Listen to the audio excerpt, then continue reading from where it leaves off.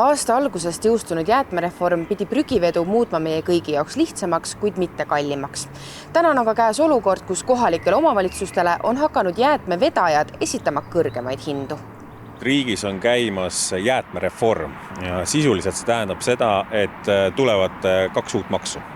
Esiteks tõstetakse põletustasu ja teiseks siis on ladestustasu oluline tõus. Nüüd ongi Tallinnas 2 suuremat jäätmevedajat pöördunud meie poole siis teatisega, et kuna läheb jäätmete käitlemine nii palju kallimaks, siis sellest tulenevalt peavad ka hinnad tõusma. Järvani sõnul tähendab see seda, et jäätmeveo hinnad tõusevad kõikides Tallinna piirkondades ning keskmiselt võib öelda, et segaolmne vedu tõuseb 63%. Abilinnapea sõnul on linn täna lõhkise küna ees. Elanike jaoks hinda tõsta ei taha, aga jäätmevedaja uute hindade vastu võidelda ei saa. Linn saab vaid kontrollida, et uue hinna taga on päriselt jäätmereform, mitte peidetud kulud, näiteks kütuse näol. Kui me ütleks lihtsalt, et me ei ole selle jäätmereformist tingitud hinnatõusuga nõus, siis jäätmevedajad lihtsalt ütleks oma lepingud üles ja sisuliselt meil oleks Tallinnas siis erinevates piirkondades prügiveoga kriis. 63% hinnatõus on täna Tallinna näide. Järvani sõnul ei teada aga ühtegi omavalitsust, kus hinnad ei tõuseks. Kliimaministeeriumi asekantsler ütleb aga, et jäätmereform muudab prügivedu hoopis odavamaks. Siin on siiski ka väike konks. Jäätmereformi mõte on see, et liigiti kogumine peab olema soodsam ja mugavam kui liigiti kogumata jätmine, ehk siis segaprügi tootmine.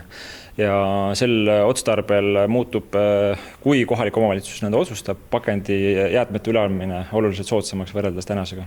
Tuleb rakendada see süsteem, kus pakendite kogumine toimub kodude juurest, kus see toimub väga mõistlike kuludega, 50 eurosenti, sest tegelikult pakendite käitluse kulu me oleme maksnud juba poes tooteid ostes.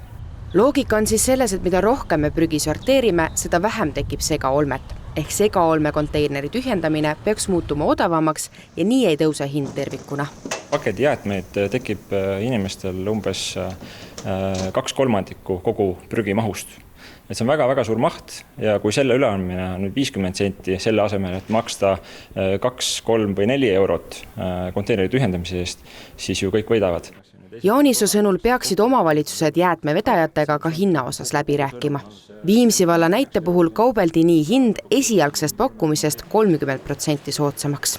Mis puutub sellesse, et omavalitsus saab pakendi kogumisega ära hoida üldise hinnatõusu, siis Järvan sellega ei nõustu.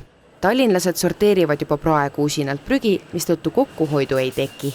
Need väited ei ole tõsiselt võetavad, et vastasel korral me näeksime mõnda kohalikku omavalitsust, kus siis seda hinnatõusu ei toimuks, aga ma siis loodan, et Kliimaministeerium näitab, kus on see kohalik omavalitsus, kus jäätmeveo hind jäätmereformi tõttu ei tõuse. Aga vaatame praktikale otsa, seda on ka kõik jäätmevedude ettevõtted teatanud, loomulikult see toob kaasa hinnatõusu ja olemegi reaalsusega silmitsi.